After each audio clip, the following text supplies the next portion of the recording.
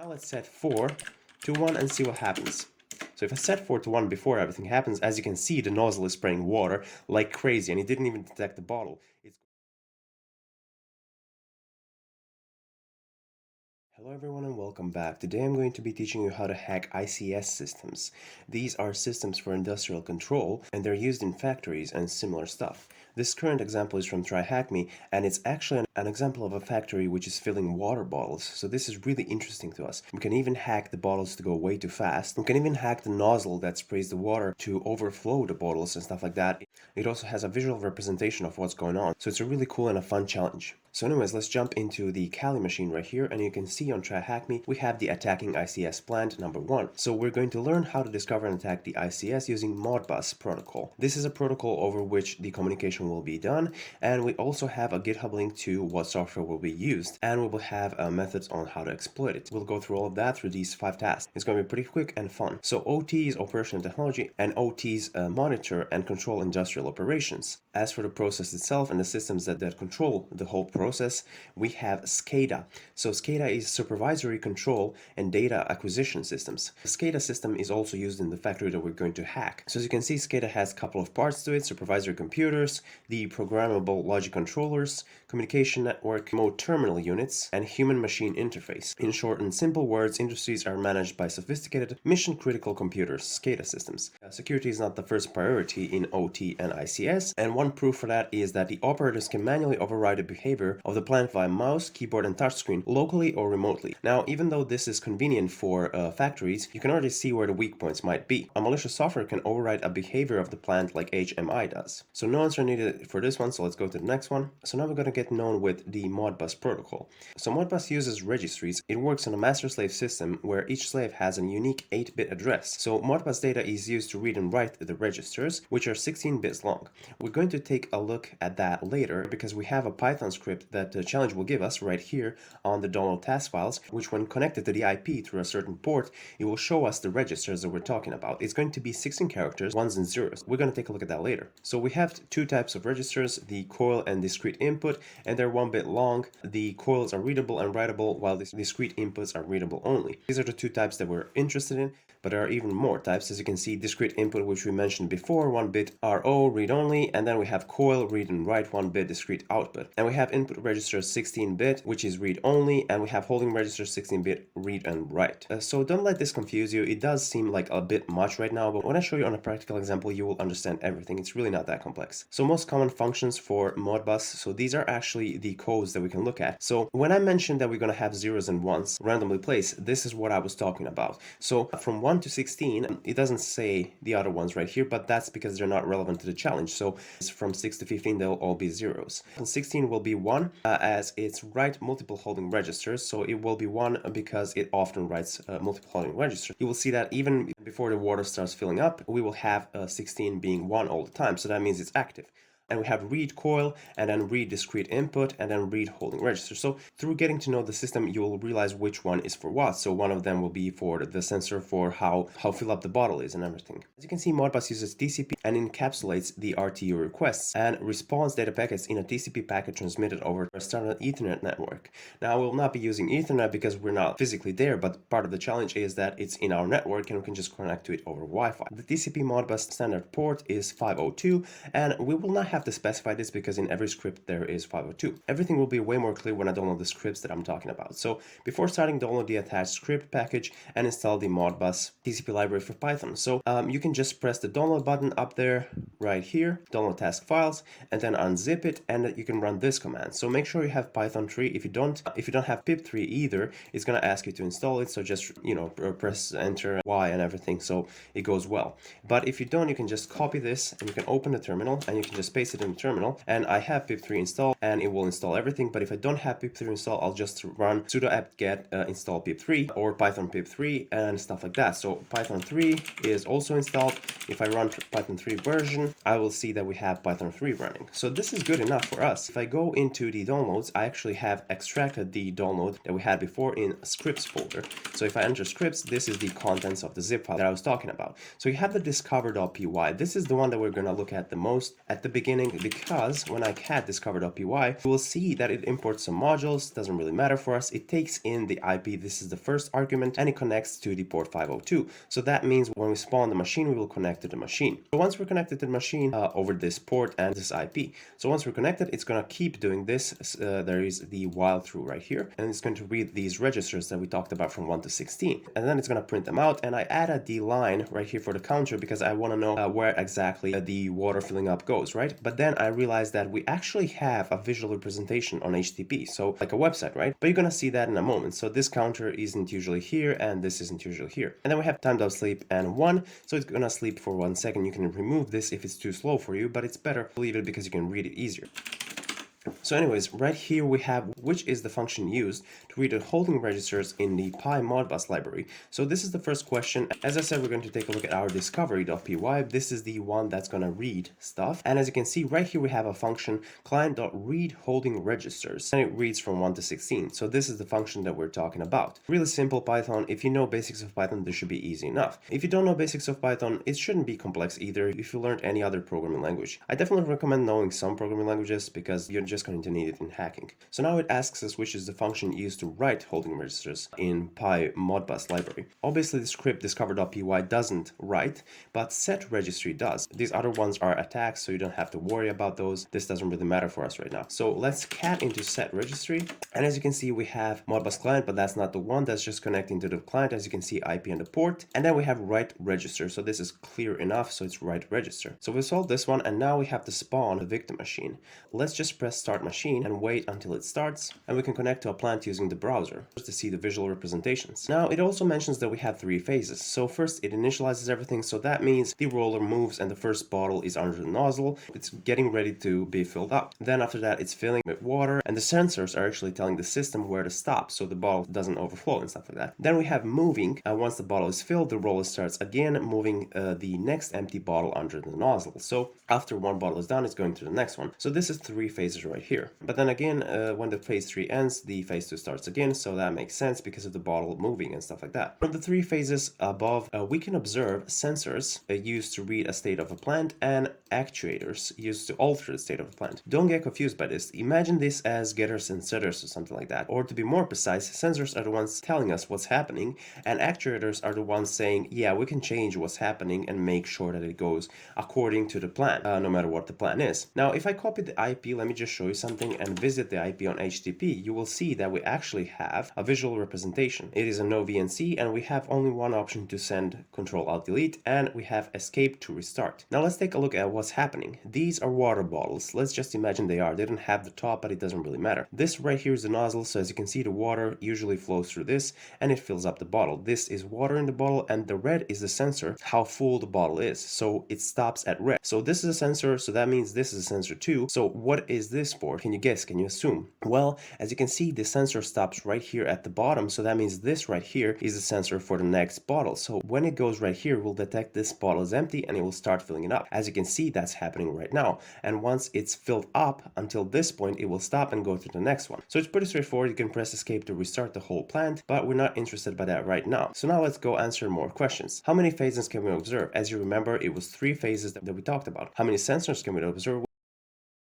How many actuators can we observe? Now, this one confused me a little bit because if I look at the hint right here, it says include the button to start and stop the plant, or stop the plant, sorry. So how many actuators can we observe? So we have the start and stop, and we have the nozzle, and we have the roller. This is counting the start and stop, so I thought it's 4, for example, because, you know, stop and start, and also it confused me that there is this line right here. Then that wasn't the official phase, so I was confused, and then I thought this is the case. But in the end, it's 3 because what we're looking at is start and stop button, registry 16. We have start and stop, we have the roller engine, and we have nozzle. So these are 3 things that can change. Obviously, start and stop is actually one thing, so it just has 2 functions, right?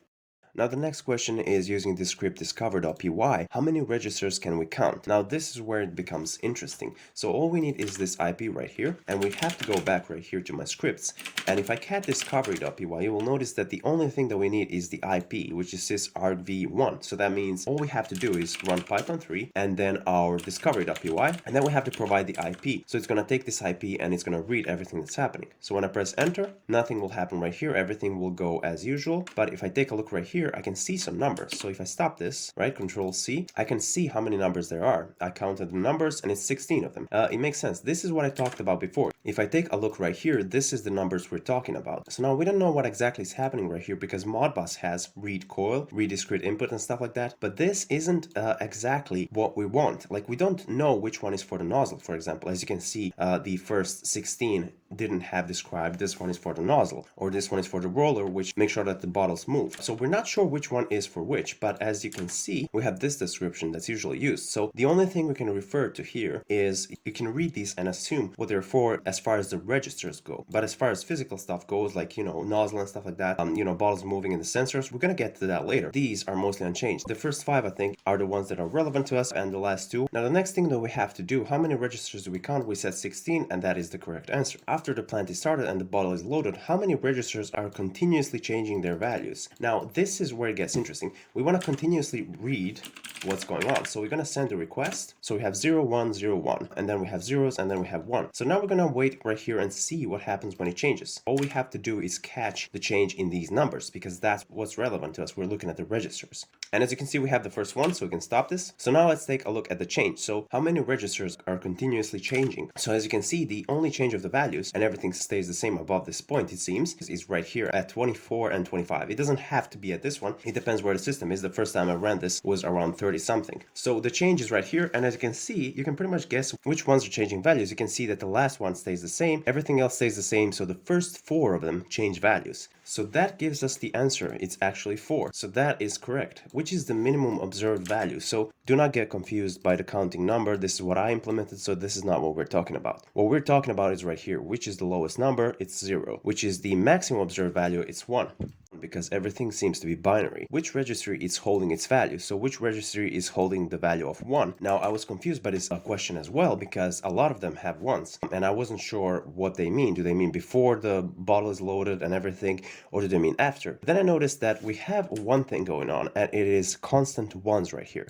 So I guess the 16th one, and it is 16. It seems to be true. So now if we take a look, which registries are set to 1 while the nozzle is filling a bottle? So we have to take a look at what's going on, and we can see that while the bottle is being filled right here, we have the 2 and the 4, and they're the ones who are set to 1 because we're just catching this in the process. And even though I assumed that this was the bottle coming and then this was the bottle filling, I was wrong. And then I tried 2 and 4 and it worked. This VNC right here that is showing us stuff, it's not really perfectly in sync, but now let's wait for a minute and see if it will start filling up the bottle and change to 0. And as you can see, it changed right here to 0. It was once all along and now it changed to 0. So that means it is correct. So now if I take a look at the other question, which registers are set to 1 when the roller is moving the bottle? So the scenario before that. So if we concluded that 0101 is when the bottle is filling, that means 1010 is going to be when the bottle is coming. So that means first and the third. So that means this one and this one. Okay, so now we've established some things. Now we can take a look at which is the color of the water level sensor. So it's either this one or this one. These are the 2 sensors that we're dealing with. This one indicates where the bottle is, so this is going to be the one. So it's red.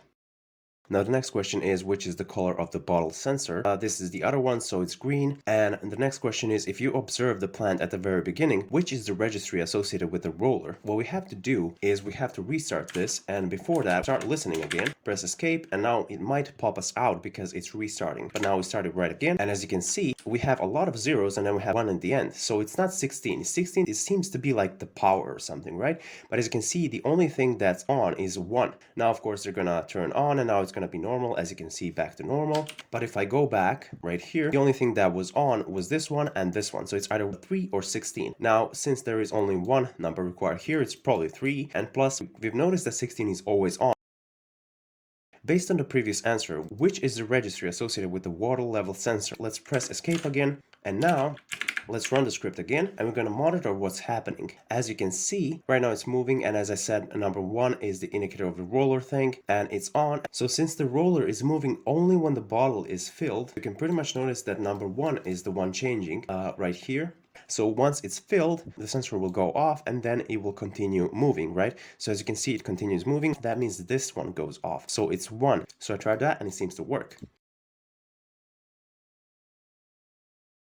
So now we have more theory. As you can see, we've concluded some things. Bottle filling plant exposes 16 registers, but only 5 are used. The ones that are actually used and changed all the time are these ones. So first 4 and the last one. So as you could have guessed, registry 16 is associated with the start and stop button. So 1 means the plant is on and 0 means the plant is off. You can notice that registers 1 and 3 are usually the same value. The same goes for registers 2 and 4, except for the initiation phase. Then we observed 3 phases. We also assume that the plant has 2 sensors and 3 actuators. Actuators being start and stop button being registry 16, the roller engine being registry 3, and the nozzle being registry 2 or 4. We're not sure about this, so we have to detect which one is the nozzle. So we have the 2 sensors that we talked about. We have the red one and the green one, and that is all that's relevant to us. Now we can play with the set registry py script to find out which of the registries are associated with the nozzle. So it's either 2 or 4. Now we're not sure which because once the bottle is filling, both are active. If I run the Python script, set registry.py, and we need the IP, it's going to ask us for more things. It says the registry, it's indexed on a range. So if I cat into it, we can see that it actually has more arguments than only one. So the first one is IP, second one is registry, and the third one is value. So if I run this again, we have the registry. So it's either 2 or 4. Let's start with 2 and set 2 to 1. If I run discover.py, as you can see, everything normal is going on. But if we change 2 to 1, right here, we set it and it worked. As you can see, 2 is changed to 1 and things start flipping out. If I take a look at the VNC right here, we're seeing that everything has stopped. Nothing is happening and everything is just blocked out. So that's definitely not the nozzle, because if it was 1, the nozzle will start spraying water and it will uncontrollably spray water. So now let's do everything over again. Now we can try to set 4 to 1, and if I take a look at what's happening, still nothing is happening. I will have to restart it because everything got messed up. So let's go back. So now everything's by default. So now let's set 4 to 1 and see what happens.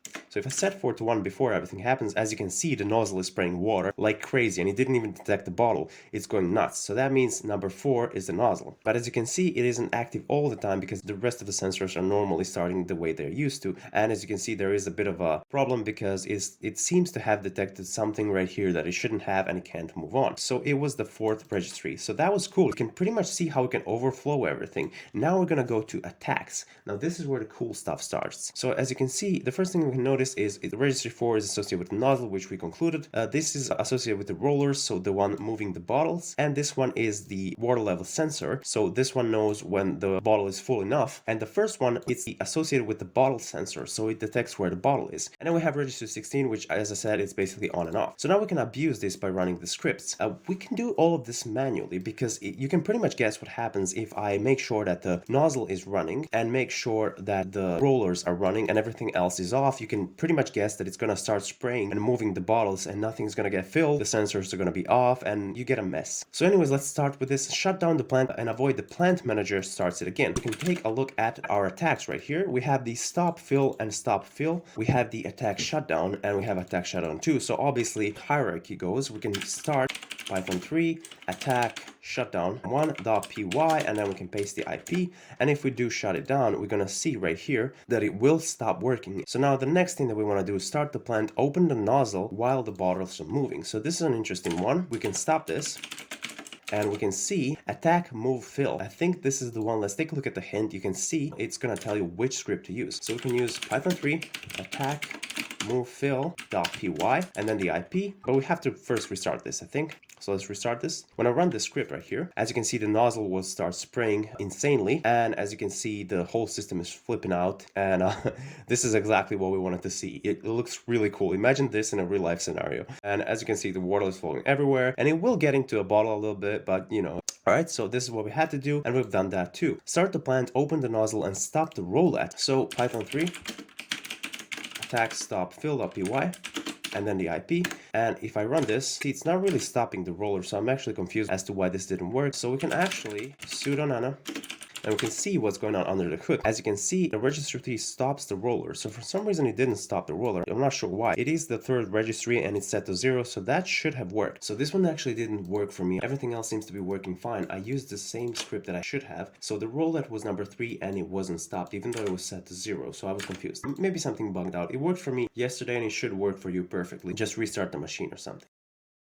Repeat the attack in question 1 abusing the sensor registries. As you can see, the question 1 says shut down the plant and avoid the plant manager starts it again. So how we did this is we ran the attack shutdown.py, so you can pretty much guess that the second one, the one that we want to do right now, which is this one, is going to use 2 at the end. So see attack shutdown2.py. So we're going to start this python 3 attack shutdown 2.py IP and paste this right in, and it should shut down everything. And as you can see immediately right here, it seems to have shut down. So that's cool, the attack worked. We can move on to the next one. Repeat the attack in question 2 about sensor registries. So if I take a look at the question 2, it says start the plant, open the nozzle while the bottles are moving. So that means attack move fill.py. So now this one is going to be attack move fill2.py. We're gonna run attack move fill2.py and then the IP. And now if I do this, it should work. I don't know if I have to restart this, probably not. As you can see, it keeps moving and it keeps spraying the bottles, so abusing sensor registries. And now, as you can see, it's still moving and it's filling up and everything is a bit of a mess, but this is exactly what we wanted. And the last attack that we have is repeat attack in question 3,